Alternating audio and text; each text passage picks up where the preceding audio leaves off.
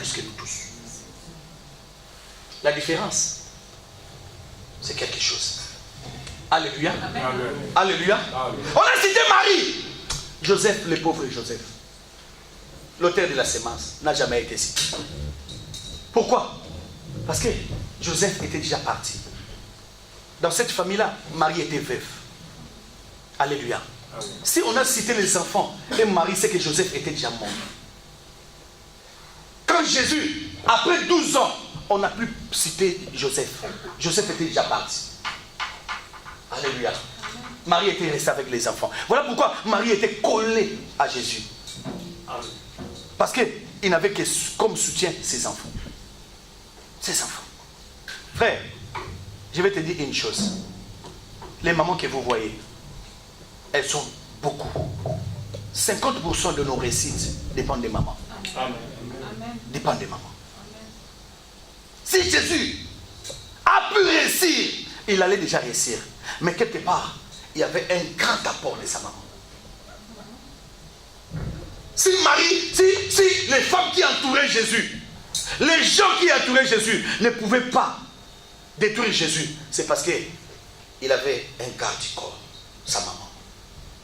Et qu'est-ce qui était dans la tête de sa maman? C'est que l'ange l'avait dit. Les souvenirs. Frère, j'ai dit le dimanche passé, tu sais, le jour du réveillon, il y a eu des prophéties qui étaient sorties sur toi, n'est-ce pas? Amen. Garde ça. C'est ça qui va conduire, qui va conduire ta vie cette année. Amen. Prie sur ça. La différence est que tu dois apprendre à prier sur les choses qui sont dites sur toi. Amen. Tu ne peux pas prier en vague. Tu ne peux pas prier dans le vide. Prie selon les promesses de Dieu.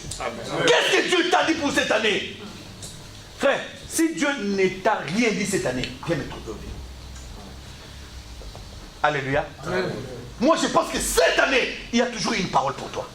Amen. Alléluia. Amen. On était ici le dimanche passé, n'est-ce pas? Or que le pasteur qui était là cherchait quoi faire. Il ne savait pas. Directement, regarde, il vient des États-Unis pour chercher seulement les signes de l'Éternel. Arrivé ici, c'est là où Dieu l'a parlé. Amen.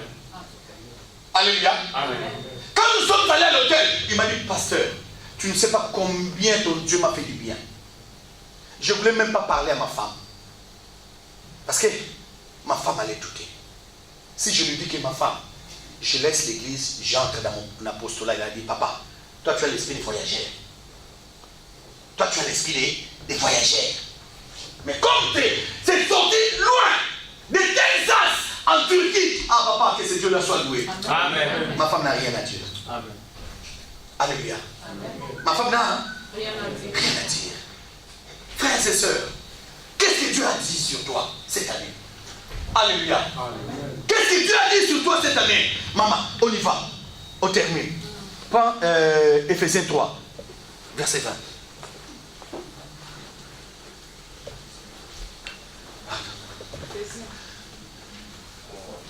Éphésiens 3, 20. Nous lisons au nom de Jésus-Christ. Amen. Or, à celui qui peut faire. À celui qui peut faire. Par la puissance qui agit en nous. Par la puissance qui agit en qui? En nous. Papa, maman, pardon. Tu sais, hein, Dieu pour agir, il agira selon ce qu'il a mis en qui? En nous. Qu'est-ce qu'il a mis en nous? La puissance. La puissance. Et cette puissance-là, c'est quoi? Oui, c'est lui-même, bien sûr. C'est sa parole. C'est sa parole. C'est sa parole. Au travers de qui? Du Saint-Esprit. La puissance de Dieu en nous, c'est le Saint-Esprit au travers de sa parole. La Bible dit, vous ne recevez pas une puissance. Les quoi? Le Saint-Esprit de Dieu. Sur qui? Sur vous. Sur vous. Amen. Papa, ne laisse jamais à quelqu'un de prophétiser du mal sur ta vie. Au nom de Jésus. Amen. Jamais. Amen. Et si tu oses, je te dirai, papa, je l'annule au nom de Jésus. Amen. Je l'annule au nom de qui? Au nom de Jésus. Parce que je sais que mon Dieu est là, dans son plan, des ennemis. On venait, il dit que j'ai formulé un plan sur vous. Il n'a pas dit un plan de malheur. Dieu m'a dit un plan de qui? De bonheur et de paix. Et toi tu veux prophétiser quoi? Ah non, si j'étais païen, j'allais peut-être l'accepter. Mais en Christ, non. Non. En Christ, je n'accepte jamais. Parce que Christ a été fait malédiction pour que moi je sois béni. C'est là que tu annihiles l'œuvre de la croix. Tu sais, Christ a dit, je suis dans les pères est à moi. Il a dit, vous aussi, vous êtes à moi. Donc moi, pour m'atteindre, il y a 3 couches. Dieu, Christ et moi. Alléluia. Amen. Pour que la malédiction m'atteigne, il faut que ça passe par Dieu. Après, ça passe par Jésus. Et moi-même. Et miraille, barrière. Alléluia. Pour m'atteindre, miraille, barrière. Alléluia. Amen. Voilà pourquoi Dieu a dit 1000 tomberont à ta gauche, 10 000 à ta droite, tu ne seras pas. Amen. Parce qu'il y a quoi? Il y a barrière. Amen. Finis la phrase, maman. Or, à celui qui peut faire par la puissance qui agit en nous, infiniment au-delà de tout ce que nous demandons. Infiniment quoi? Au-delà. Infiniment quoi? Au-delà. Papa, cette année, Dieu fera au-delà même de ce que toi tu demandes. J'ai dit que Dieu fera au-delà de ce que toi tu as en train de faire. Tu es en train d'attendre aujourd'hui. Il y a des gens qui attendent seulement le voyage cette année. Mes frères, tu seras surpris. Amen. Tu auras le voyage. Et tu auras le mariage. Merci maman.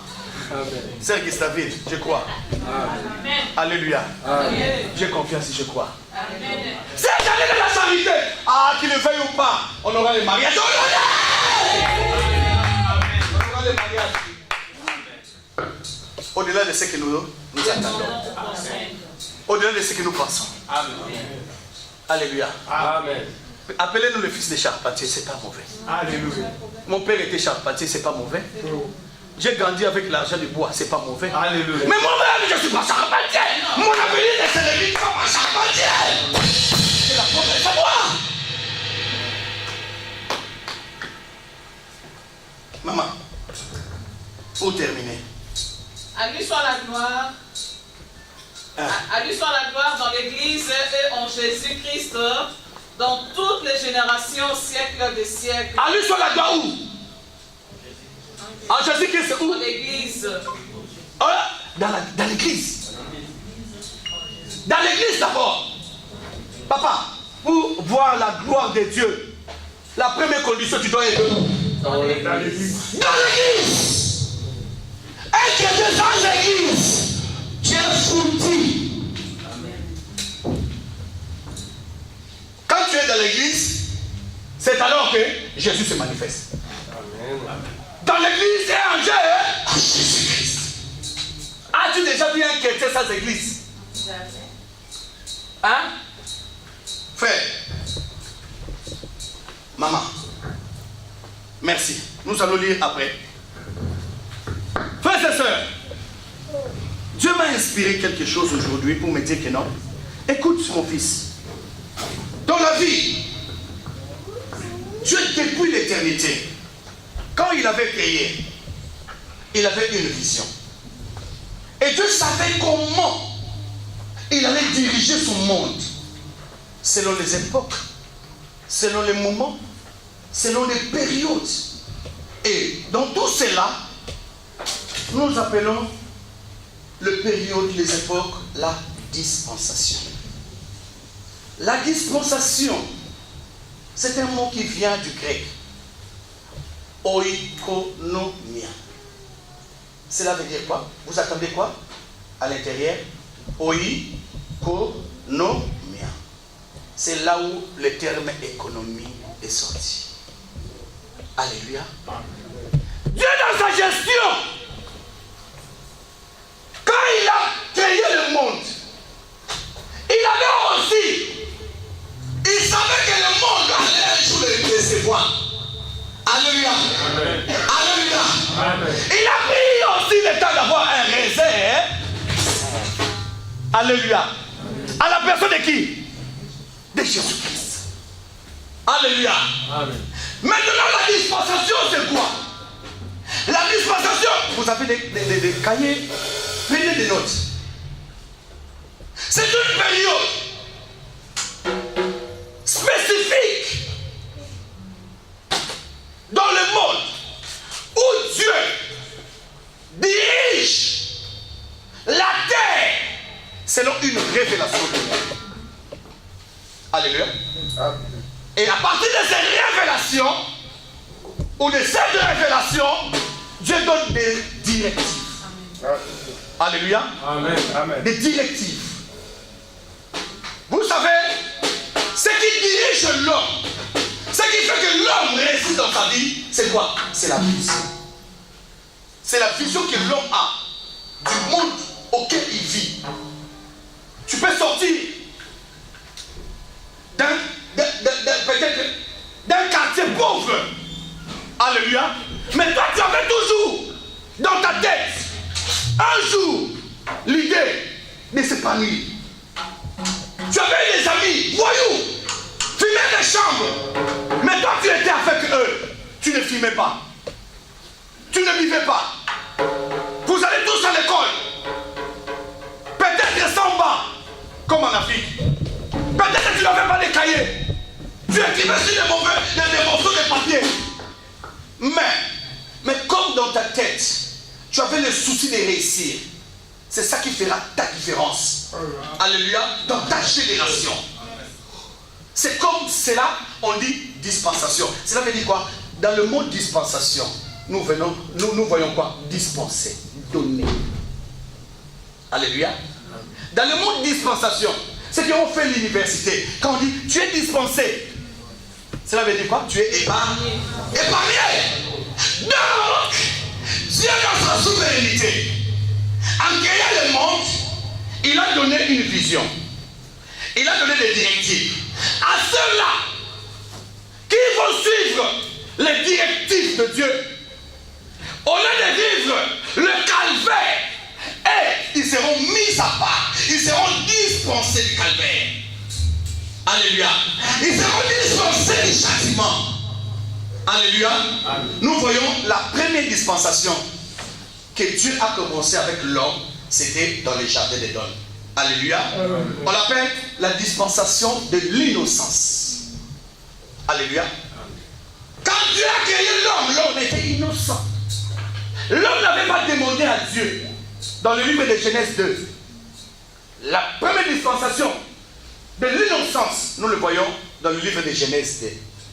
La Bible dit, Dieu a dit, créons l'homme à notre image et à notre descendance. L'homme n'avait rien à dire. Alléluia. Amen. L'homme n'avait pas demandé. Maintenant, dans cette dispensation de l'innocence, alléluia, amen, tout devait venir directement à Dieu. Alléluia. Amen. Voilà pourquoi, quand l'homme a péché, Dieu a demandé à Ève, Ève, qu'as-tu fait?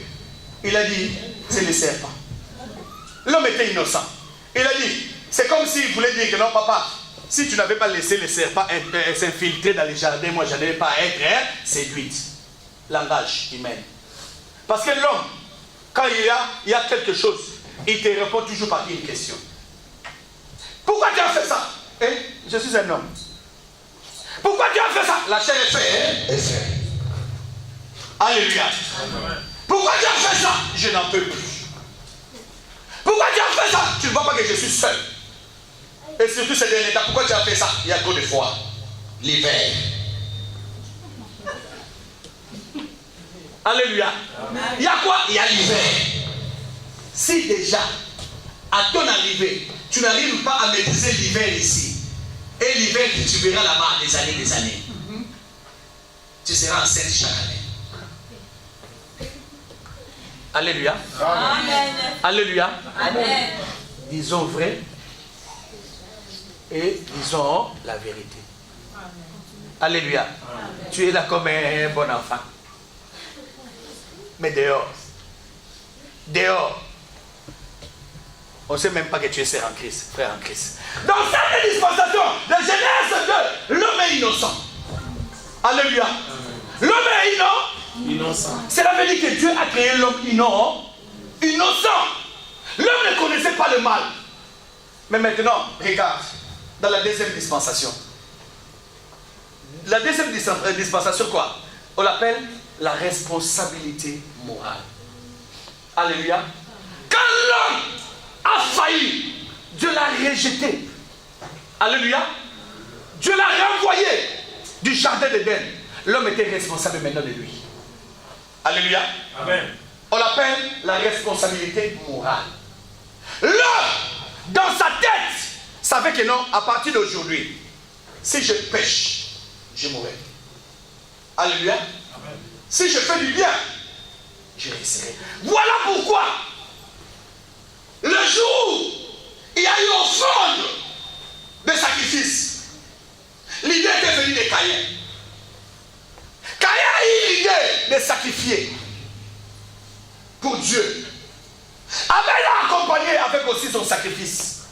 Alléluia. Amen. Mais dites-moi, comment Caïn est arrivé à tuer son frère? Où est-ce que Caïn est mort? Où est-ce que Caïn a appris à tuer?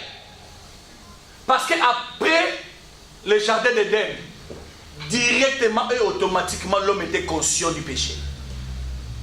Le bien et le mal, on ne l'apprend pas à un enfant. Vous voyez cet enfant-là? Comme il est là. Hein? Si vous lui dites, ne fais pas ça, il va comprendre que non, on m'a interdit de le faire parce que c'est mauvais. N'est-ce pas? Si vous lui dites, fais ça, il va le faire. Parce qu'en lui, il y a quelque chose qui est inné. Qui apprend à un bébé, à un enfant, de dire maman? Qui apprend à un enfant de dire papa? Alléluia, personne. Mais c'est inné. Pourquoi?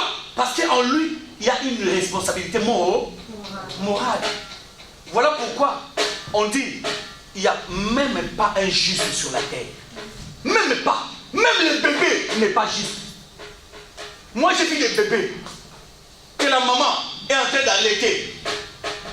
Et le bébé est en train de pincer la mamelle de sa maman. La maman dit, le bébé. Alléluia. Les mamans, vous savez ça? Amen. Les mamans, vous savez non? Amen. Les bébés sont têtus, hein? Mais les bébés écoutent. Amen. Quand tu parles à un bébé, il te regarde. Toi tu es Jean. Toi tu es Jean. Tu sais, hein? Toi tu seras un bon enfant. Voilà pourquoi il faut prophétiser de bonnes choses. Amen. Amen. Il y a un œil et il y a une oreille spirituelle sur l'enfant. Un enfant, même un bébé, quand il n'est pas sur le bras de sa maman, il va pleurer. Mais dès que sa maman le porte, il les regarde. Terminé. Terminé les pleurs. Il commence à sourire. Alléluia. Amen. Pourquoi? Parce que c'est inné. La responsabilité morale. Là, nous voyons dans le livre de Genèse 3, verset 15. La Bible dit, la femme a été condamnée, oui. Mais écoute maintenant comment Dieu a justifié la femme. Il a dit, la descendance de la femme, c'est seulement la descendance de la femme qui écrasera la tête du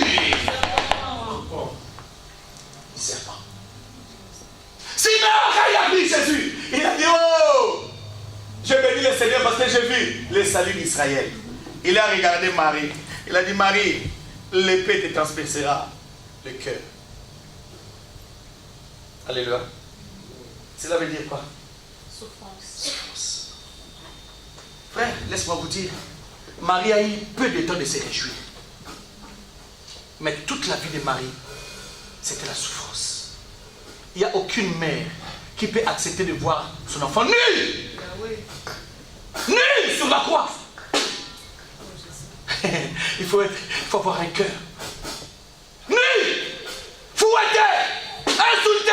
Tu regardes, tu vois. Marthe, tu regardes de ce côté. Tu vois Lazare. Lazare, ton ami qui t'a ressuscité.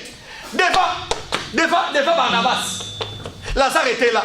Marthe était là. Quand on a dit, entre Jésus et Barabbas, qui voulez-vous qu'on libère? Lazare a crié, Barabbas! Marie a regardé les images. Et toi aussi. Et toi?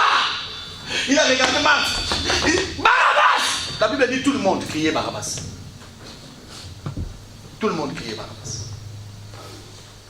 Le Père a transpercé le cœur de Marie. Quand il a vu Jésus nourrir 5000 personnes, 3000 personnes, mais ces gens-là étaient là, sous la croix, en train de crier Barabbas, Barabbas, Barabbas, Barabbas, Barabbas, Barabbas. Un jour, on te liera aussi. Frère, dans la vie, ce n'est pas tout le monde qui va t'acclamer. Alléluia. Amen.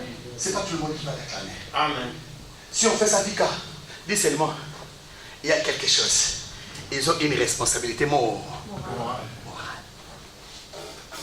Si quelqu'un te fait du mal, il aura une responsabilité morale. Troisième dispensation. Après la responsabilité morale, Dieu a fait quoi? Il a laissé maintenant l'homme s'organiser. On dit gouvernement humain. Troisième dispensation, gouvernement humain. Nous le voyons dans le livre de Genèse 11. Dans le livre de Genèse 11, les hommes se sont réunis. Ils ont dit, papa, nous allons faire une tour. La tour de Babel. C'est ça qu'on appelle l'organisation humaine. La franc-maçonnerie, l'occultisme, pour défier Dieu. Ça a commencé depuis le tour de Babel. Alléluia, ces histoires-là. Pourquoi? Parce que ce sont des gens qui vont à la contre de ce que Dieu a dit, de la vérité, de la loi de Dieu. Et ils ont été de quoi? De bafouer, de défier Dieu. Ils ont dit, faisons une tour. Et le but du tour, c'est quoi? Aller voir Dieu. Ça, sa permission. Aller atteindre Dieu pour défier son pouvoir. Allez s'asseoir là où Dieu est. Sans son ordre. Dieu a dit, ah bon, vous commencez maintenant à vous organiser, mais moi je suis plus organisé que vous. J'ai organisé les ciels jusqu'aujourd'hui. J'ai organisé les anges. J'ai organisé les archanges, les chérubins, les séraphins, les archanges, qui jusqu'aujourd'hui m'obéissent. Frère, la plupart des organisations humaines ne sont que là pour défier Dieu. Défier la loi de Dieu. C'est là où le gouvernement a commencé. Il n'y a aucun gouvernement dans le monde qui obéit à la loi de Dieu. Il n'y en a pas. Beaucoup de gouvernements sont remplis de francs-maçons, des occultistes. Et qu'est-ce que vous espérez? Il y aura un occultiste qui est passé, un autre qui est venu. Alléluia. Amen. La Bible dit, il n'y a rien de nouveau sous le soleil. Prions que Dieu nous garde et nous protège. Frère, le monde est en train d'aller à sa fin. Et la fin sera plus grande, plus terrible que le commencement. Mon frère, on ne recule plus. On ne recule plus. Parce qu'il y a une organisation, Nouvel Ordre Mondial. Ils sont en train de